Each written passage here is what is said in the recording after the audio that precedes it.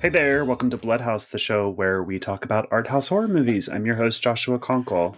And I'm your Lonely Heart co-hostess, Drusilla Adeline. Welcome to another episode and another week of Bloodhouse. How are you Hey, what's doing, up? Josh? I'm pretty good. I'm doing good too. It is MLK Day while we record this, so I had the day off, and my boyfriend is sick and kind of like grading a million Great Gatsby papers, Oh and so no. it's very quiet and peaceful here. We have Courteney Cox's candles burning. I'm in sweatpants, just like sort of cozy vibes here. What's up Mm-hmm. there? It's very cozy here as well. I mean, we went to Knott's Berry Farm yesterday. Mm-hmm. I had never been before, and we went with a friend to celebrate their birthday. And had a hell of a time, but it was all day. It was so much fun. And today we are just like pooped to the nth degree and are just kind of laying around the house watching movies, and it's been great. But we did one of those like old timey Western photos Oh, at I love Knott's those. Berry Farm. I've never done one. I've always wanted to do one. Yeah, I've always wanted to do one too. I've And never done one so either. my friend, it was their birthday, and they just like made a beeline for that. And I was like, oh, we're doing this. Okay, awesome. They like dress you up. You have to like stand, and they like put the clothes on you, and they just there's Mm-hmm. like blank in the back and tie up. It's so much fun. Oh my god. I wanted to do one of those so badly in 2020 and 2021 when we were deep in pandemic. Joel and I, of course, you couldn't really go on vacations or things like that. So what we decided to do a couple of times was do road trips around the Southwest and visit ghost towns, like Old West ghost towns, which was really cool. But some of the Mm. more touristy ones do have that. And I really wanted to do that, except that there would often be like Trump signs everywhere and guns and stuff. And because you're in, weird parts of Arizona or whatever. So Yeah. I kind of chickened out and never did it because I didn't want to get murdered.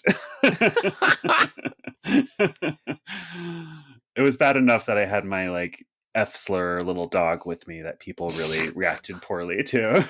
you know? It's weird having a little dog like Edie is like very challenging sometimes to men's masculinity. It really upsets them to see a man with like a tiny little Italian greyhound. It's the weirdest phenomenon. But I also know like straight dudes who are like, I know at least two straight dudes that are like two of the tallest men I've ever seen, are always in leather biker jackets, or like tough as fucking nails. They both have tiny chihuahuas. Yeah, I mean, Chihuahuas are kind of like a loophole, I feel like, for Mm. men. Like somehow Chihuahuas aren't F slur to them somehow. But I don't know. In New York years ago, I knew this guy Carlos who was in the band Interpol. I And love Interpol. me That's too, I love crazy. Interpol. And he had an Italian Greyhound, and that was my first introduction to them. So it was a straight guy named Carlos who had one, but ever since then, every once in a Times while, have changed. people really react poorly to it. Every once in a while, it's a weird thing. I mean, it's the homophobia, but also like, It is the homophobia. That's do the we thing. do we assign sexuality to dogs based on the way they look? No, we assign it to their owners based on the way the dog That's looks. fair. And so one time, this man just like railed into me because this was totally absent-minded, but it was winter, so it was cold. And Edie was wearing a purple sweater, and I was wearing a purple sweater because I just like the color purple, and I have a lot of it, and so I dress her in purple. Totally thoughtlessly, I walked to the coffee shop like that, and this guy went on a 5-minute rant at me about how I was a try-hard, and it was ridiculous, and I should be embarrassed. And I just want to be like, just say you hate gay people. But also, like, you should be embarrassed that you're losing your shit at a stranger in a coffee shop over a dog sweater. What's wrong with you? You are the one who's yelling at a perfect stranger on the corner of Glendale and Sunset. Like, you need to get your act together before you go throwing stones. But yeah, it's just like a funny thing. I don't even know how we got here. I'm sorry. I'm like a complete rant. Oh my god. Have you watched anything good? I haven't had a lot of time of late to watch a lot of movies.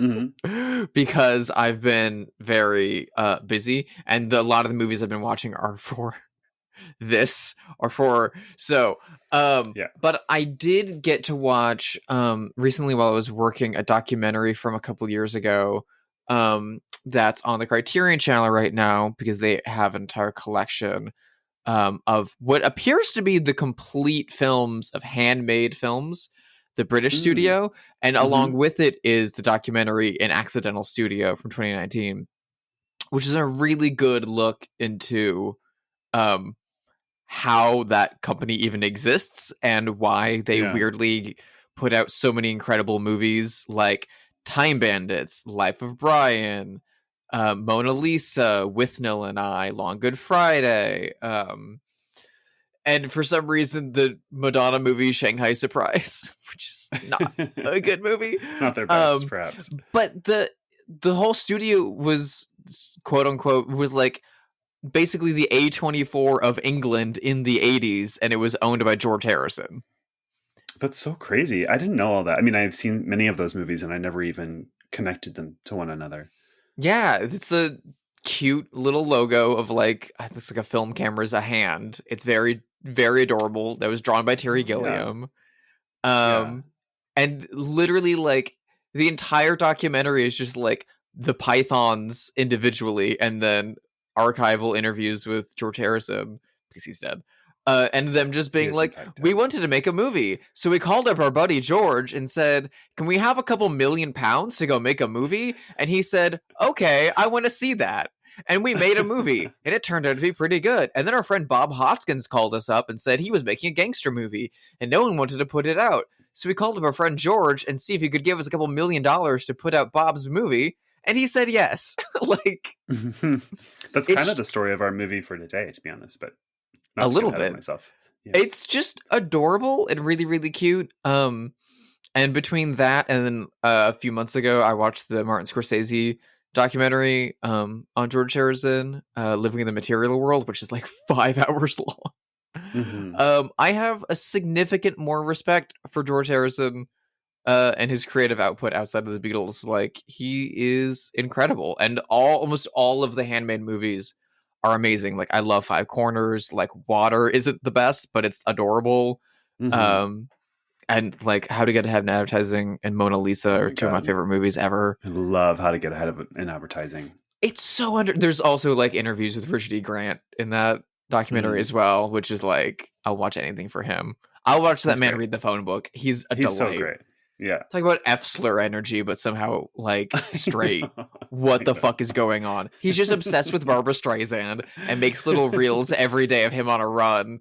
I love him. Oh my God.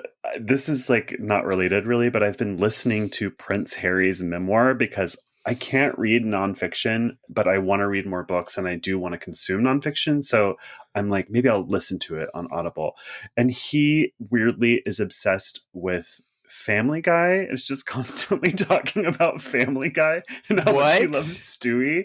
And it's like really funny to listen to an audiobook by somebody with like a very classy British accent, but the person speaking to you is kind of dumb.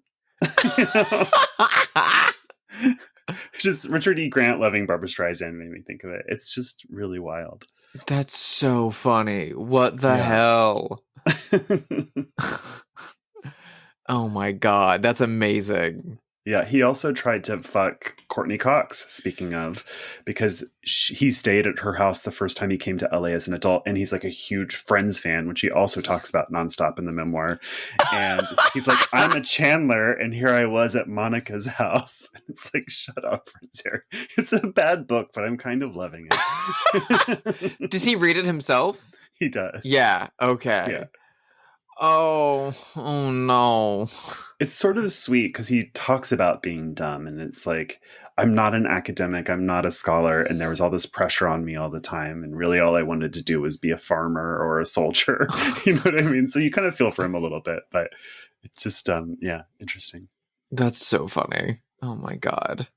Well, I watched a cool movie courtesy of you, actually. Oh? For Christmas, you bought me, I think it's called Utopian Dreams, the two film collection by Altered Innocence. That is, the subtitle is Two Homosexual Films by Eloy de la Iglesia. Yeah. You Yeah. had your big De La Iglesia year. Yes, I did, and I I had to watched the contribute. first. You did. Thank you. And I watched the first of those two films a couple of nights ago, and it's called Hidden Pleasures, and you would like it a lot. And I The liked it a way lot. you say that gives me pause, but I'm also Here's very the thing. excited. Here's the thing. I feel like Gen Z would lose their shit if they know about this movie because it's quite literally about a groomer in the truest sense. So if the main character is a wealthy banker who grooms teenage boys for sex, and he has an infatuation with a heterosexual teenage boy who he like makes up an internship at his bank so that he can get closer to this boy, and they sort of develop a weird friendship. They never actually do have sex, but he does have sex with many other underage boys in the movie. So it's like, it's got it. I don't want to say it's problematic, but it just like it comes from an amoral place in a way that you could not make the movie today. But also, I'm sure it's not like pitching this as like a great, awesome thing to be doing either. Like, that's what good movies like. There's no way the same way that people are always like Scorsese just makes movies about killers, and it's like, he doesn't actually like is a member of the mob, right? Well, the thing is, I've seen some people criticize it on Letterboxd because they say it traffics in stereotypes of gay men, which is sort of true. I mean, the character's very lonely, and he's of course unmarried, and it's all of that stuff. But it's also like, well, this is a movie from 1978. It's also, I should say, historical because it's the first depiction of homosexuality in Spanish cinema ever. So really? It was like a very big controversy in 1978 when it came out. But the character is very lonely, very sad. And so it's not like it's glorifying it. But it just is an issue that I think a lot of contemporary viewers would have a problem with. And I'm just picking on Gen Z for the laughs. I don't think it's just Gen Z. I mean, certainly plenty of millennials and Gen Xers are moralistic about the films, but yeah. But also, like, if that was the first gay film made in Spain at that time, then that would have been under the Franco regime. I can't remember when Franco died. I think late 70s. Late 70s. He may have died like just before this. Yeah. Because Arrebato came out in 79. Yeah, Arrebato was right after. Yeah. Yeah, all of like the Ivan Zulueta and Almodovar movies are post-Franco. For the most part, post-Franco. But the great thing about Eloy de la Iglesia is that a lot of his movies were made under Franco, and a lot of them are like trickier. And coded, like very coded. Mm-hmm. And we've already covered a few of those on this show, and highly recommend listeners go back and dig up that episode because that one's great. But also check out those movies because it's really, really awesome. Just in general, that Ultra Innocence has been restoring and releasing some of his movies. I think 3 now with that double feature set, and then with Colegas. But then like Severin has done a few. Vinegar Syndrome's done a few. Yeah, they're so good, these movies. And this one has an interesting element that I've never seen in a gay movie. It's very critical of him in this way because all of his friends are very into politics and are activists for gay rights. And they try to get him to be too. And he's like not interested because he's like a wealthy man who doesn't need for anything. He's kind of sheltered by privilege. And I've just never seen an old gay movie tackle that before, or a new gay movie for that matter. That's actually one of my favorite things that's discussed in one of my favorite movies, Kiss of the Spider Woman. Oh yes, Kiss of the Spider Woman does have that in it. That's like kind of the central thing, and it really blew me away the first time I saw it because it presents a queer character which is a kind of thorny read from a modern lens. Mm-hmm. And a political prisoner for like political ideologies that are both like imprisoned in the same prison and cell by a like unnamed South American fascist regime. And they spend their time in there, and the queer person is just like going on about like trying to remember all the great old movies that they love and why they're amazing.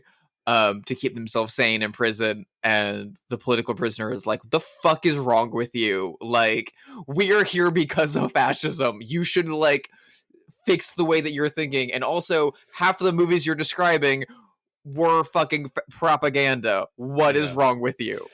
Inside us are two wolves. Do you know what I mean? I feel like both of those people so much. Yeah. Oh my god, it's like one of my favorite subgenres of movies is when is characters getting radicalized on screen. I love it so much. Bong Joon-ho does it a lot. Costa Gavras does it a lot. Jack Lemmon's performance in Missing is like the pinnacle of that. I love watching that happen. But I also love when movies do that work for the audience, like allow the audiences to do that work for themselves. So totally. Yeah. I guess Angels in America does that too, with Roy Cohn as the character who's like closeted and super privileged and like, you know, a cog piece for an evil machine, the Republican Party. That's a very like radical one too, though, because that was a real person. Like yeah. Anyway, it's a cool little film and I recommend it, but we are not here to talk about that. We are here to talk about a different cool little film. This is a movie from 1970 directed by Leonard Castle. It is The Honeymoon Killers.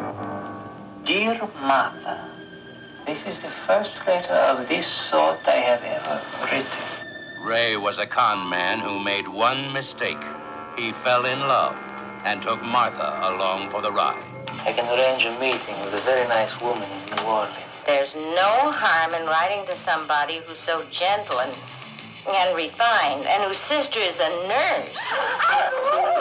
Ray and Martha could have been the honeymoon lovers, but Martha's insane jealousy turned them into the honeymoon killers. You hear from my lawyer. Get the hell out of here. So I have about 20 years history with this movie. I saw it for the first time when Criterion released it in 2003. I think it was the first time, in sort of those early DVD days of Netflix. And I loved it immediately. I was shocked that I hadn't seen it before, hadn't really heard of it.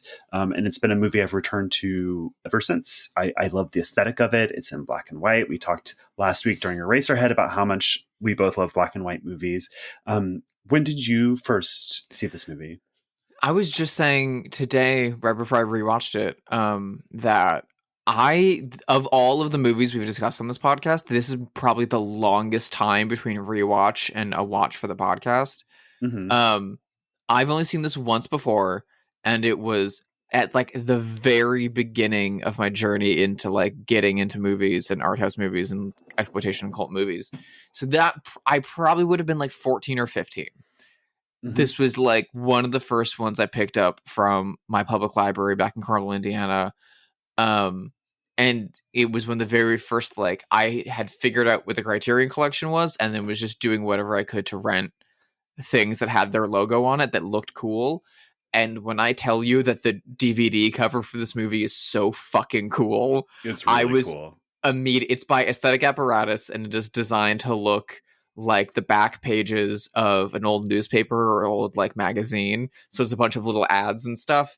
And then one of them has the title of the movie with the actual little illustration from the Lonely Hearts ad. And then it has a big red heart like circled around it.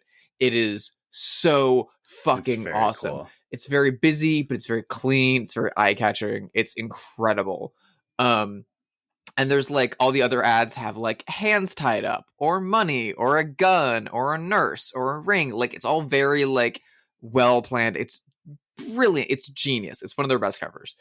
And I was not expecting it. I was expecting it to be a little lo-fi, but I was not expecting it to be so like kind of grimy and trashy. And I will also say at the time, I knew a little bit about the movies of John Waters, but only had maybe seen one or two and only mostly just knew them visually. And so when I checked this out, I thought Shirley Stoler was Divine. That's so funny because I texted you when I was rewatching it and I was like, Divine would have been really good in this role. And you're like, oh my God, I have something to say about that. I really funny. Was convinced that the person on the back of the DVD cover was Divine. I was like, oh, this is who Divine is.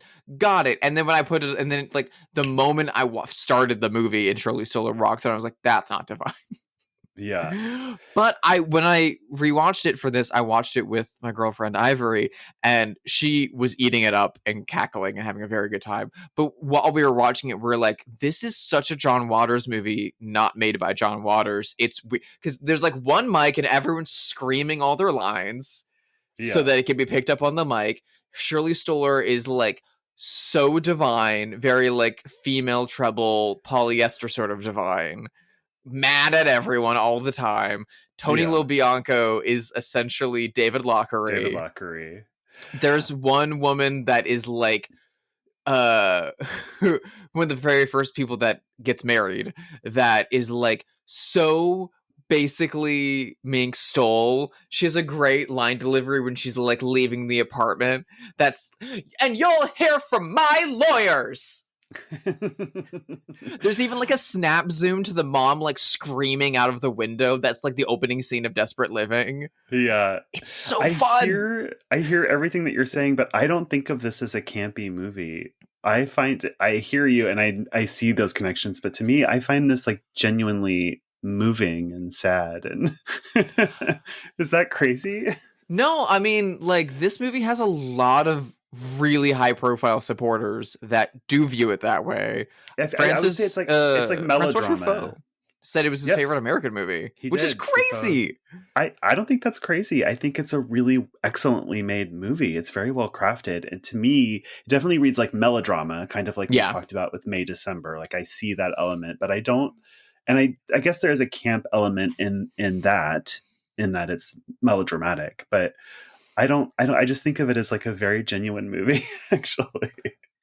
So the first time I saw it, when I was like 14 or 15 or whatever, I went into it with that kind of eye on it because it was described as like documentary-esque, like really like Cassavetes style.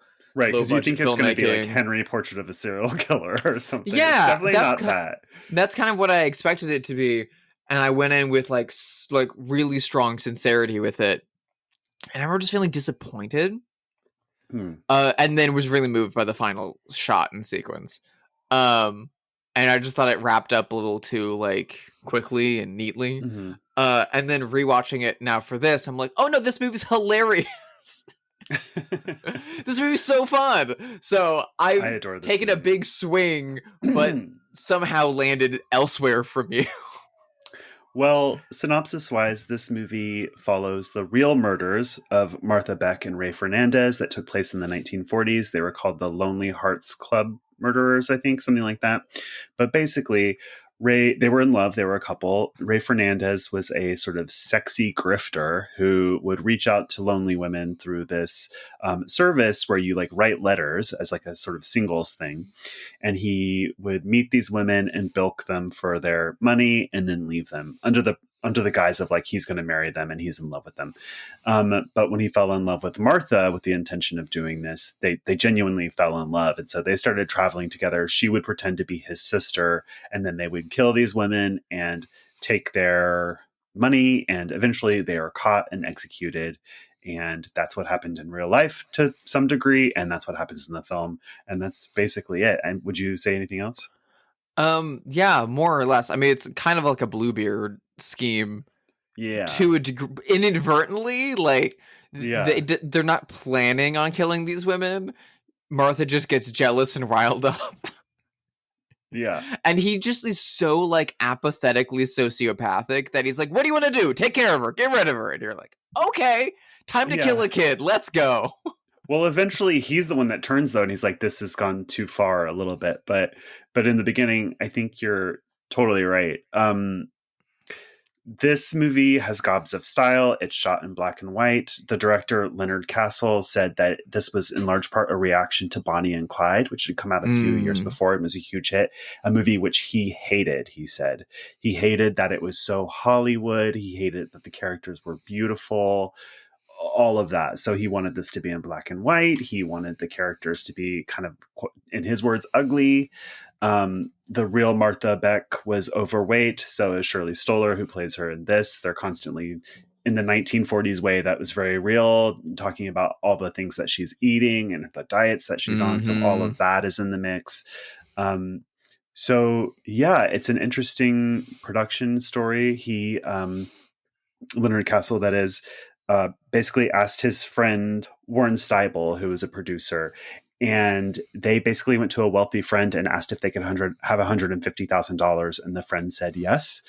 And so, if you watch this on Criterion, there's also an accompanying 30-minute documentary that's basically just a long interview with Leonard Castle, and it's really interesting because, first of all, there are conflicting production things. Wikipedia says that they filmed this in Massachusetts, but in that documentary, Leonard Castle says they filmed it upstate at Warren and me's place that we had upstate. So it sounds like Leonard Castle and William Steibel were queer to me. Really?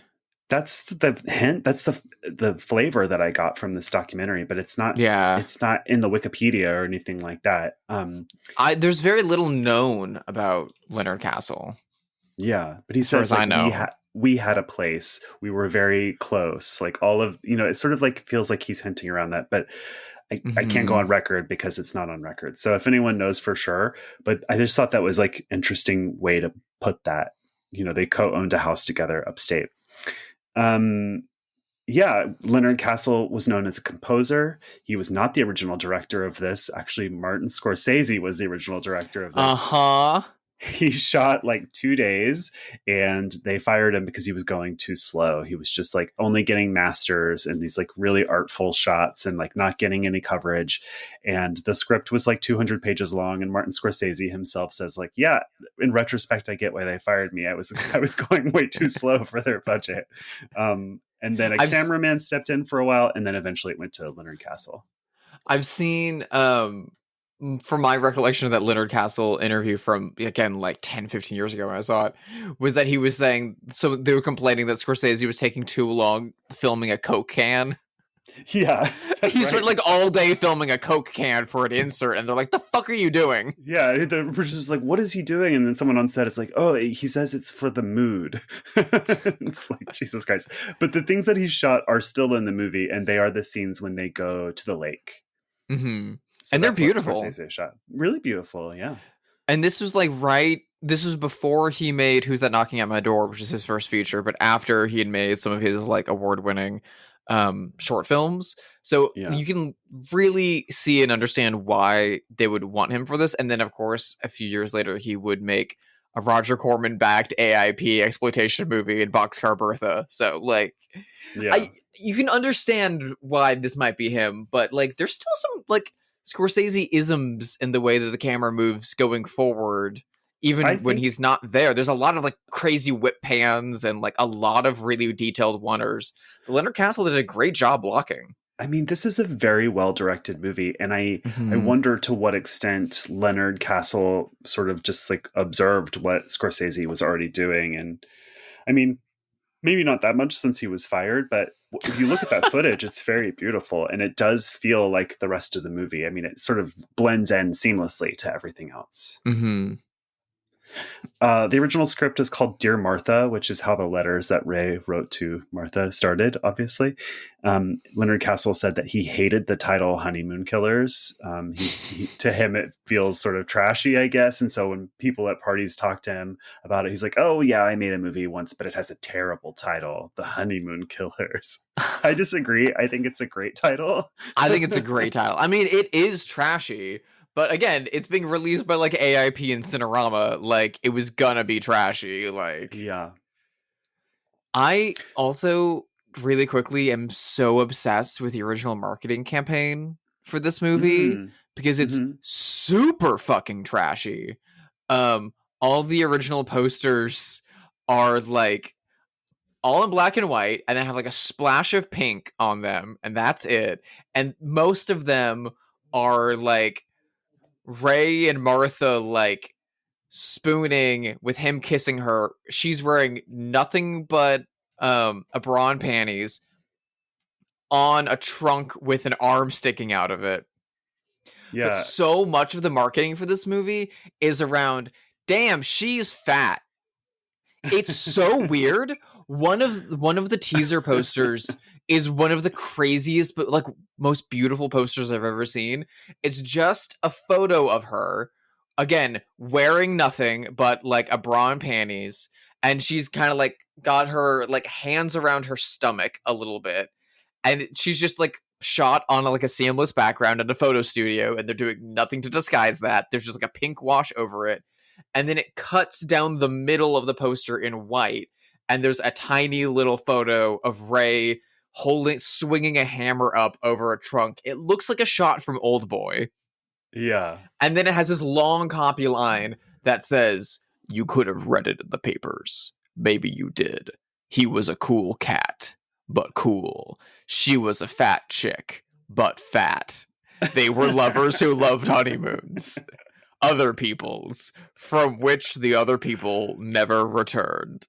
Like, what the fuck is that? That's crazy. She was a fat chick, but fat. What? That's her one defining characteristic. He was a cool cat, but cool. Like, it's trying so hard to be hip. What the fuck is happening? That's so funny. It's like the marketing from polyester to compare them to John Waters again. But at least polyester is a comedy, so it knows what it's doing. I love the character Martha Beck as played by Shirley Stoler so much. She's so cranky and just from the get-go such a villainous. She's the head nurse at a hospital and she's sort of like Nurse Ratchet from Cuckoo's Nest, just like barking at people. One of the early shots of her is her walking home and there's like a kid's red wagon in her way, so she just kicks it aside. It's like an establishing shot. It's great. I mean, she is fantastic, and that performance is so good. And Shirley Stoler was a theater actress, but she's not been in very many movies, but the ones she's been in are really good. Phenomenal. I mean, one of her biggest claims to fame is that after the Honeymoon Killers, she worked with the incredible Italian filmmaker Lena Wertmuller in Seven Beauties, her movie with Giancarlo Gianni, which I believe won the Oscar for Best Foreign Language Film in 1975. Wow. But she's also in Frankenhooker, which we've discussed. Yes. She's in Malcolm X, the Spike Lee movie. Crazy. She's in a Best Picture winner. She's in The Deer Hunter. God, that's a great movie. She's in Desperately Seeking Susan. Love that movie. And she's in one that you got very excited when I mentioned, 3 O'Clock High. So 3 O'Clock High is an 80s teen movie that's entirely forgotten, but I watched all the time. It was on cable all the time in the 80s and 90s. And it's about a boy who is going to get beat up at 3 o'clock. And it's him just like anxiously going through his day and like skipping classes to try to get away from the bully. And Yeardley Smith, voice of Lisa Simpson, is in it. And it's like a totally fun but 3-star like 80s movie. I've heard it described many years a lot as like the 1980s teen comedy answer to High Noon. It is like that, or it's kind of like imagine After Hours, but made for a teen set, and it's all set at school during the day and real time. That rocks. I want to see that. It's pretty fun. Barry Sonnenfeld shot it before he became a director. He was the DP on it. Oh, damn. Yeah, it's very well filmed. It's pretty good. Anyway, she's Speaking cool. of very well filmed. Tony LoBianca plays Ray Fernandez. He's great in this too. Another theater actor, another person who was kind of well known for being in like crime movies, I think. Yeah. He was a big like, oh, you need a New York guy? Like, yeah, you get Tony LoBianco. Which is who he is. I mean, he's like an Italian guy from New York. Here he's playing a Latino man. I think he is Al Pacino does it plenty. Yeah, it's true. I think he's so hot, to be honest. I mean, there's a lot of him like shirtless and doing push-ups in his little 40s swimsuit. He is hot. He's hotter than the real Ray was by a lot. Yeah. They're both hotter than the real counterparts, but they're both like unconventionally attractive enough. Yeah. Like they keep calling her fat in this movie, but she's not that big. No, not really. And like, you know, like she's got freckles and stuff. Like she looks like a normal person. Well, and she's also, I would go further and say that she's pretty beautiful. And there was a story that he told in the little documentary about shooting a scene where she had to show her arms and she was crying because she didn't want to look bad and she hated her arms. And he's like, he's like, you're going to look beautiful. I promise you. And she did. Yeah. She looks great. I mean, this is a movie that's like set in the 40s, right? And she looks very classic Hollywood. I think she looks great. But I think Divine always looked great too, for that matter. I think Divine is legitimately beautiful for whole sections of Female Trouble. Yes, agreed. But also, like, Divine is like a whole 200 pounds more than Shirley Stoler. So it's kind of... I've seen so many interviews with John Waters talking about this movie. He loves this movie, but he always says that, like, he met Shirley Stoler, like, at a party or something in the 80s, and that she, like, approached him and was, like, bullying him, saying something along the line. Apparently, she got confused for Divine a lot. Oh, no. At the time, which I can understand why she would have a little sore spot about. But apparently she like bullied him at a party and said that he needs to cast a real woman. She can show him what a real woman can do, or something like that. Yeah, I can so understand funny. not wanting to be compared to Divine as a cis het woman, but it is what it is. It is what it is. I get it.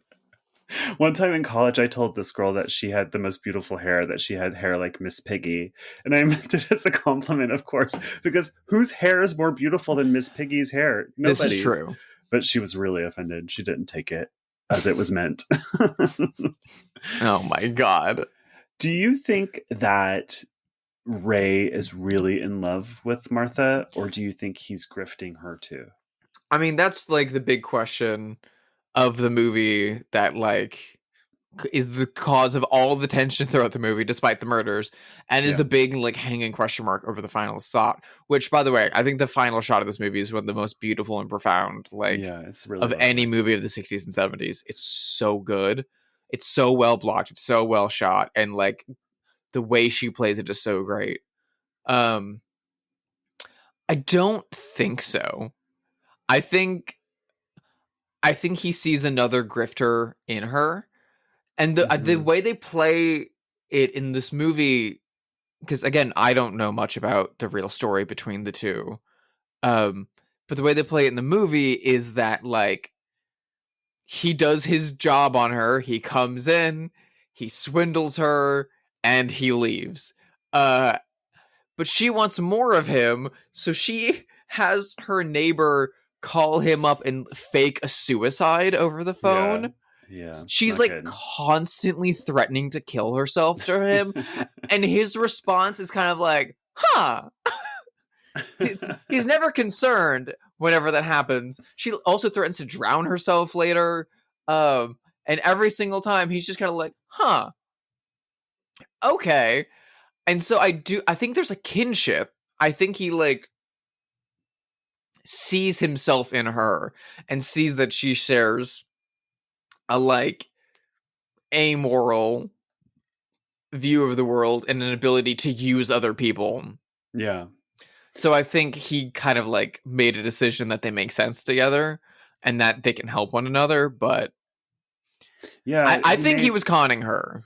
Yeah, it seems like maybe it's a different kind of grift where he sees in her someone who could be like basically like a sister or a mother character and sort of like do all the womanly stuff and, you know what I mean, take care of him in a kind of way. But then I asked myself if I had any internalized fat phobia, because my first instinct was like, oh, he's really hot and she's an overweight woman, so that doesn't make any sense. But I know from my friends who are fat women that men slip into their DMs all the time, and there are a lot of men who are into fat women. So I just wondered if that was a me thing.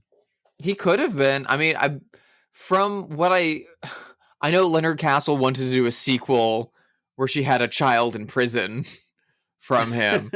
And it does seem like they did have a like at least, you know, conventional sex life. And they did continue to write after they both went to separate prisons. Mm-hmm. But that's also his whole thing.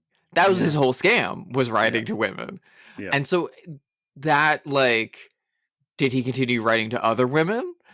Did he keep writing to her just to keep the muscle tight? Like, I don't know.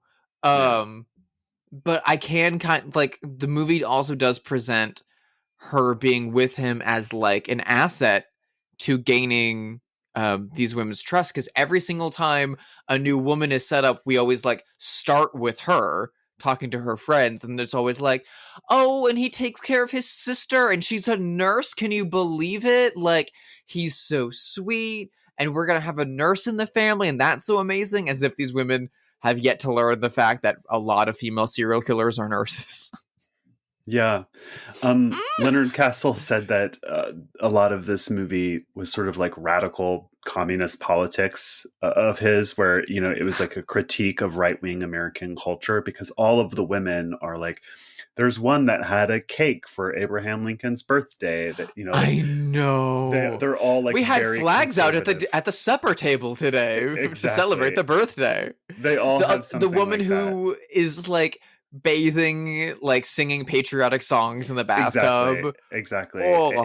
They're all very patriotic. They're very all conservative Americana, and it feels like a criticism. Also, it's worth saying, like, each victim is more annoying than the last one. Basically, yeah. They're all so annoying that you don't feel so bad, because you just want them to be off of your screen until they kill a little girl at the end. Well, also, like a different every single person in this is a like, outside of the main two, is a like conventionally attractive woman, usually a little bit older in age sometimes, who has money, is like from wealth, has never had to worry about money the majority of their lives. Right. And is presented as being pretty conservative and pretty like strong American, and they're being like offed and conned by a quote unquote fat woman and a foreigner. Yeah. Like, it rocks. Part of the melodrama element of this is the music, which is all classical music by Gustav Klimt. Mahler. All classical music by Gustav Mahler. I don't know why I said Klimt, who's a painter and not a composer at all. But Leonard Castle is primarily a composer, so he went to music school, and he said when he was in school, Mahler was like the least fashionable composer. He was considered sort of tacky and over the top and melodramatic, but Leonard Castle really liked him, and so the music is perfect for the movie, and it really does lend that like melodrama. Mm-hmm. And he was very ahead of the curve, because of course Leonard Bernstein would get very into Mahler around that time and into the 1970s. Ken Russell would make a whole biopic about Mahler. And then, of course, as we know now, even contemporary composers like Lydia Tarr do a lot of work around Mahler's scores before she was canceled. My favorite composer, Lydia Tarr. What else do we want to say about this movie? I mean, should we get into the camp versus melodrama of it all, since it's very... Sure. I mean, I don't know if I have anything else to say about that. That's fair. That's fair. I mean, this movie... So, okay, let's get into the, like, prestige view of this movie. Okay. Which is my... Again, yeah. Well, okay, so this... Both of our introductions to this movie in general are that it's in the Criterion Collection, and that's how we first saw it. Mm-hmm. It's streaming on the Criterion Collection. It's streaming on HBO Max through the Criterion Collection. It was named by Francois Truffaut as being his favorite American film of all time. Yeah. What is it about this movie that transcends the shabby filmmaking, the AIP exploitation, distribution, the, like, you know, really tiny shoestring budget and like occasionally over the top acting? What is it about this that like sings as being that prestigious of a movie for you? I think, first of all, it looks great for its budget. It's a very small film and very contained, and therefore it just looks good, especially because of the black and white. I think putting it in black and white is a really good choice. I think the performances, though they can be over the top, are legitimately good. I think Tony LaBianca and Shirley Stoler are really excellent actors. I think a lot of the women victims are really great actors.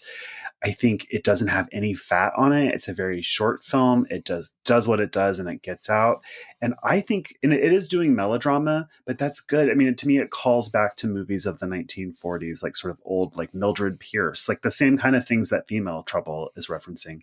And I would say this is very similar to what like Todd Haynes does in his work. You know, like he's sort of referencing melodrama, but in a way that is somewhat truthful and lived in by the characters and grounded and, like, for lack of a better word, classy. Yeah. I would very much like to watch it again. I mean, obviously not so close to when I just watched it, but I would like to watch it again with that lens because I just had so much fun watching I think it it's through okay the kind to of have camp fun. lens. No, it's fine. I think it's great. It's totally legitimate read of this.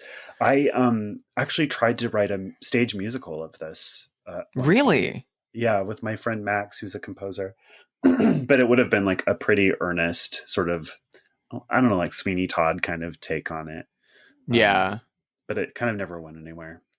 This story has been told a few times. Oh boy, has it. It was remade in the 90s by the great Mexican director Arturo Ripstein as Deep Crimson, which presents the relationship a little bit differently and a bit more like earnestly. I'm really interested to see that version. I've heard that it's might very be worth good. watching. Yeah. I really, really like Arturo Ripstein. You were telling me right when we hopped on that there's a 2006 version? There's a 2006 version called Lonely Hearts, starring Jared Leto and Selma Hayek as Ray and Martha. And then John Travolta is the main character, and he's an investigator that's on their tail.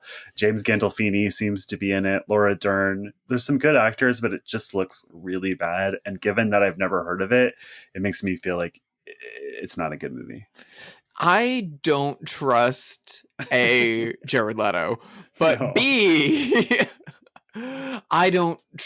Why Selma Hayek to play Martha Beck? That makes no sense. Crazy. And especially since they cast a white person to play Ray Fernandez. Did they switch the ethnicities of the characters so that she's Latina and he's white? It makes no sense to me. But also, like, it's pretty, like, structurally important that she is viewed as an overweight individual. Like, yeah.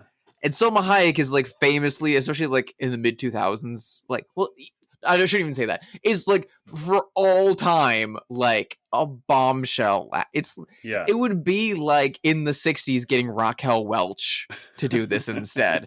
It would have made, who's also Hispanic, it would have made no sense. Yeah, it doesn't make any sense. It feels very Hollywood and like, oh, we can't cast a fat person. We got to cast, like, let's make her hotter. Yeah. It's a very mid-2000s take. It's a very, like... 2000s were, like, the meanest, trashiest decade of my life. In some ways, really fun and great. And in other ways, not so much.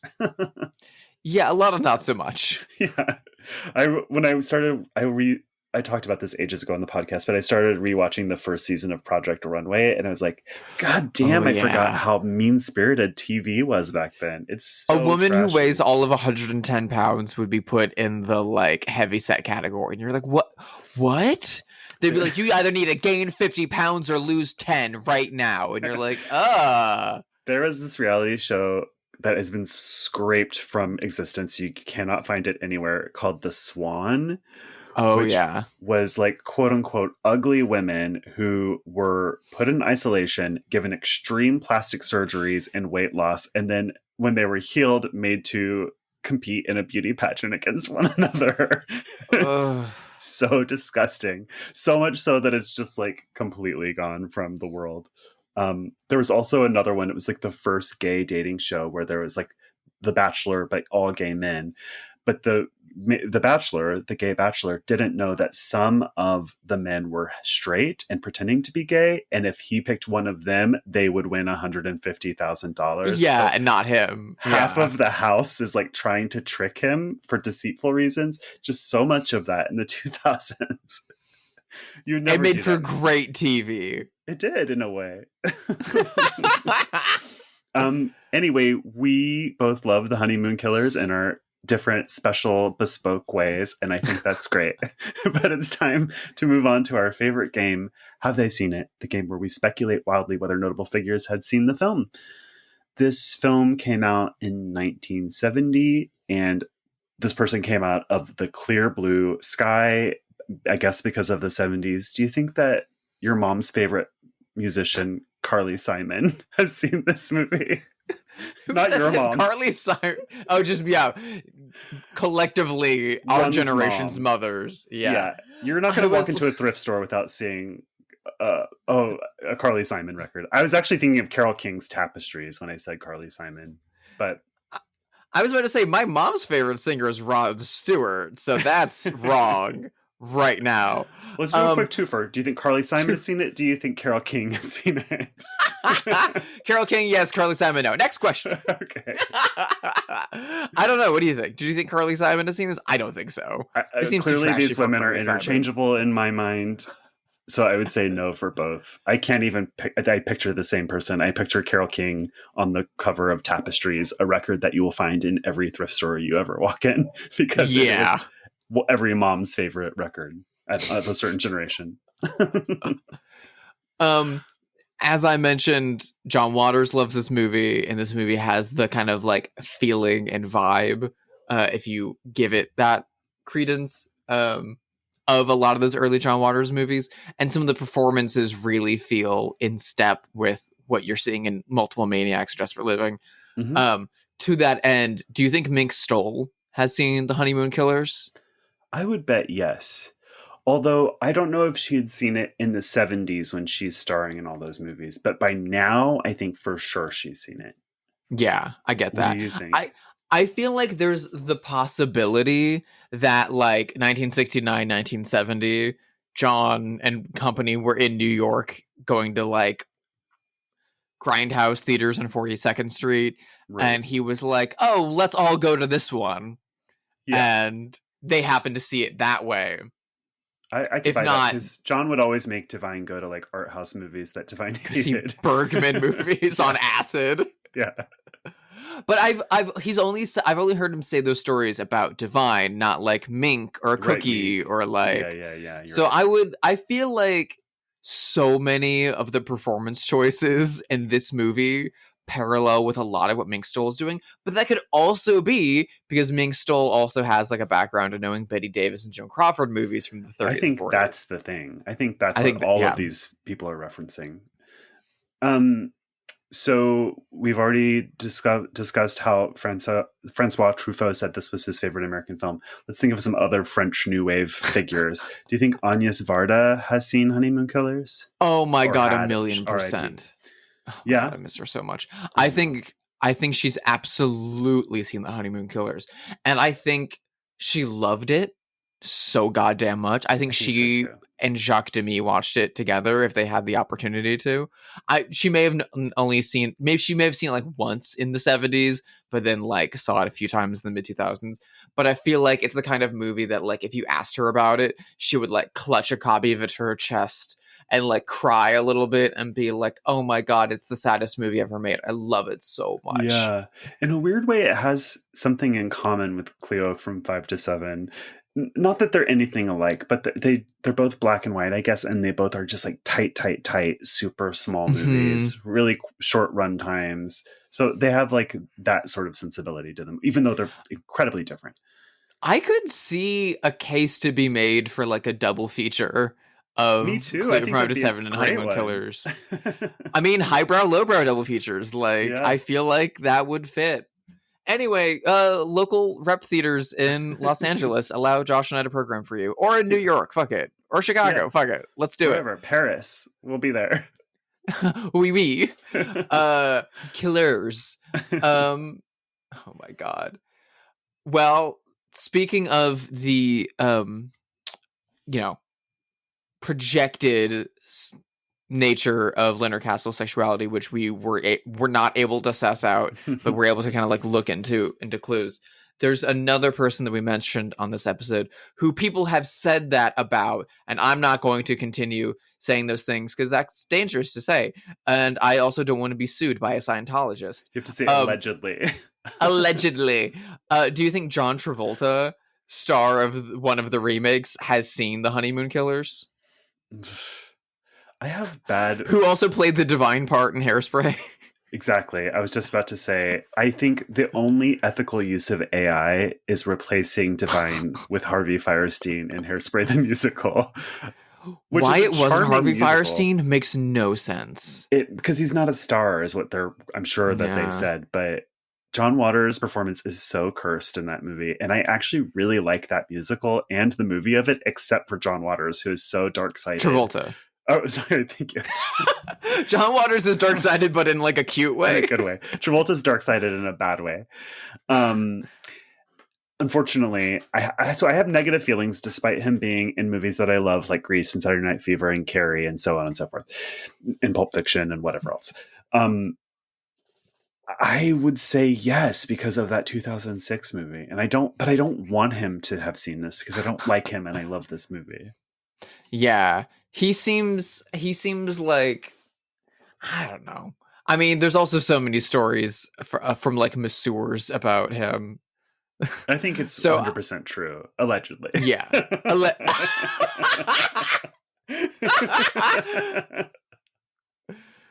Fair. I don't know. I do feel like it's the kind of movie he's seen, but if you asked him about it, I feel like he wouldn't have many kind things to say. I feel like he'd be like really obsessed with Tony LoBianco's performance and have very little to say. I feel like if anything, he'd either wouldn't enjoy it or would have been like, "Oh, it's so camp, it's so funny. I laughed all the time." That's a pretty good Travolta impression. But the other Scientologist that there's rumors about, Tom Cruise has absolutely seen this. I 100% believe Tom, because Tom Cruise watches every movie. He's seen every movie ever made. He watches 17 movies a day. I'm sure he has a Criterion Channel subscription. I'm sure he owns everything that's ever been released by Criterion in a vault somewhere, like under the fucking mountains in the desert, like under Yucca Flats. I'm sure he has a like home library. Yeah. How about other Scientologists? You think Kirstie Alley has seen this? You think Shelley Miscavige is in a dungeon somewhere watching this? She only has a DVD of the Honeymoon Killers. Leave her alone. She's fine. The window's cracked. Her favorite movie's on. Do you remember when, God, what's the scientist's name who's in the wheelchair and paraplegic? That's such a funny way of talking about Stephen Hawking, but what you're about to say is probably going to be funnier. I forgot the name Stephen Hawking, but yes, thank you. But when Stephen Hawking passed away, Kirstie Alley tweeted about famously of the Epstein list. My favorite, that's so crazy. My favorite tweet of all time is Kirstie Alley tweeting about Stephen Hawking's death, and she said, "Thanks for your input. You had a good go of it."